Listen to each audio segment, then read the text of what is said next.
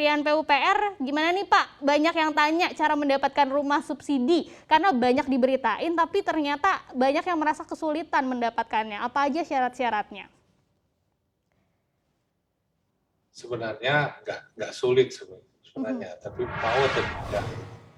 Tapi kalau dari sisi pemerintah itu adalah membantu masyarakat yang berpenghasilan rendah sebenarnya untuk menyiapkan rumah bersubsidi. Kalau di aturannya itu adalah untuk yang berpenghasilan, kalau masih single itu adalah 6 juta, dan kalau masih berkeluarga itu 8 juta. Nah, ini kita siapkan dengan harga rumah bervariasi dari 150, 60 tergantung provinsinya di mana. Yang paling tinggi adalah di Papua. Itu. Nah,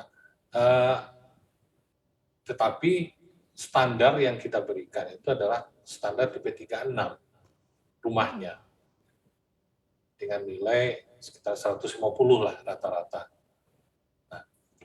Di Kementerian PUPR itu ada namanya di Direktorat Jenderal PBN Infrastruktur, ada pengelola penyaluran kredit rumah namanya PPDPP. Nah, di sana yang masyarakat bisa langsung masuk ke website dari PPDPP, sehingga mereka kalau untuk ingin melihat rumah mana yang mereka beli, itu udah ada menu-menunya.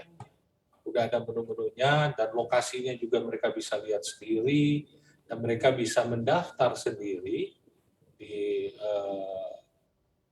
website yang ada. Kemudian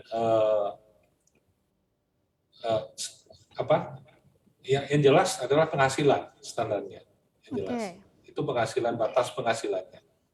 Nah, jadi tidak susah sebenarnya, Mbak. Mereka tinggal memilih lokasi mana yang mereka suka. Tetapi memang kita kalau melihat milenial ini, mereka itu sangat tidak loyal dengan pekerjaannya. Rata-rata itu kalau menurut penelitian Idean Research Indonesia itu 2-3 tahun di satu pekerjaan. Kalau mereka pindah lagi dengan penghasilan yang mungkin akan lebih tinggi. Mereka tentu akan berpikir rumah mana yang akan mereka beli lokasinya. Karena kalau mereka sudah sekali membeli, tentu mereka akan selalu di sana, dan akan jarak yang ke tempat pekerjaan mereka yang berubah-ubah tentu akan susah. Ini juga mungkin seperti pertimbangan dari milenial.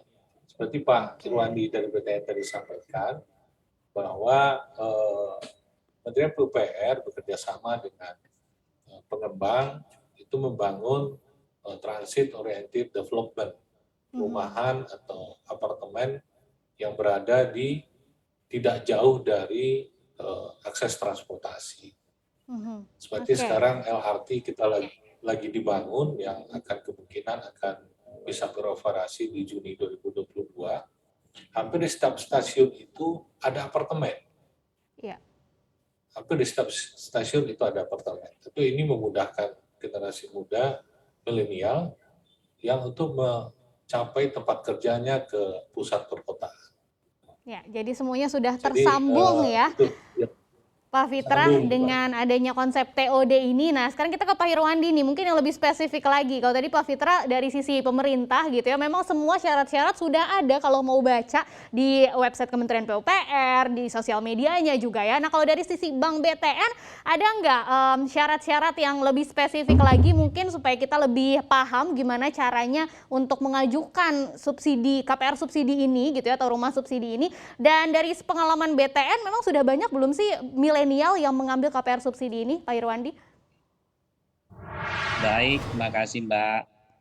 Nih ada bro and sis gitu ya, kaum millennials gitu. Jadi gini, bro and sis millennials ya saatnya lah ya memiliki rumah, karena semuanya itu dimulai dari rumah. Mungkin saat muda nggak terasa, tapi nanti sudah berkeluarga sangat terasa. Nah, BTN punya 2 produk untuk pembiayaan pembelian rumah atau KPR. Pertama adalah KPR subsidi, yang kedua adalah KPR non subsidi.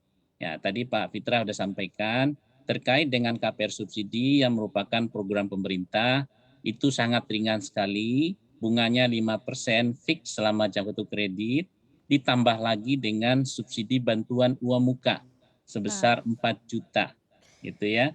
Dan jangka waktunya sangat panjang sampai 20 tahun, ya. Nah, ini kriterianya ataupun syaratnya mudah sekali.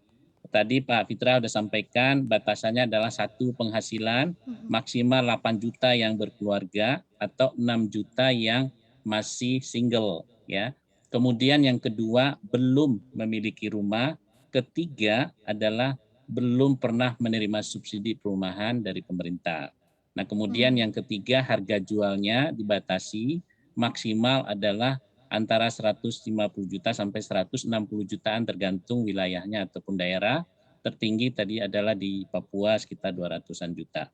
Nah, kemudian yang keempat itu syaratnya adalah terkait dengan samping harga jual rumah itu tipenya. Tipe rumah yang bisa diberikan subsidi maksimal bangunannya adalah 36 meter persegi. Nah, BTN saat ini saya bekerja sama dengan Kementerian PUPR dalam menyalurkan KPR subsidi ini. Ya, kita sejak tahun 1976 sampai saat ini sudah menyalurkan KPR subsidi tersebut itu sebanyak lebih dari 3,6 juta unit atau 3,6 juta kepala keluarga, gitu ya. Dan kemudian perlu juga saya sampaikan pada saat ini di KPR subsidi itu ada dua jenis. Pertama itu adalah KPR FLPP dengan bunga 5% tadi. Kemudian yang kedua adalah KPR BP2BT, ya, bantuan pembiayaan perumahan berbasis tabungan. Bedanya adalah kalau FLPP bantuan uang mukanya adalah 1% dengan bunga 5% terhadap kreditnya. Sementara untuk BP2BT bantuan pemerintah sampai 40 juta untuk uang muka. Nah, bunganya juga diberikan oleh bank sangat ringan, ya. Jangka waktu bisa sampai 20 tahun.